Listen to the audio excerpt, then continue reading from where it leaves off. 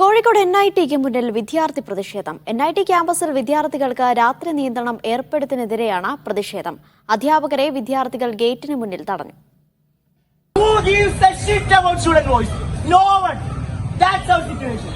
നേരത്തെ കർഫ്യൂ ഇല്ലാതെ 24 മണിക്കൂറും പ്രവർത്തിച്ചിരുന്ന കാലിക്കറ്റ് NIT ക്യാമ്പസിൽ കഴിഞ്ഞ ബുധനാഴ്ചയാണ് കർഫ്യൂ ഏർപ്പെടുത്താൻ തീരുമാനിച്ചത്. ഇത് സംബന്ധിച്ച സ്റ്റുഡൻസ് വെൽഫെയർ ഡീലിന്റെ ഉത്തരവ് വന്നതിനു പിന്നാലെ വ്യാപക പ്രതിഷേധമാണ് ഉയരുന്നത്. ക്യാമ്പസിലെ ക്യാൻറ്റീനുകൾ രാത്രിയിൽ പ്രവർത്തിക്കില്ല. രാത്രി 11 മണിക്ക് മുമ്പ് തന്നെ എല്ലാ വിദ്യാർത്ഥികളും ഹോസ്റ്റലിലേക്ക് തിരിച്ചെത്തണം.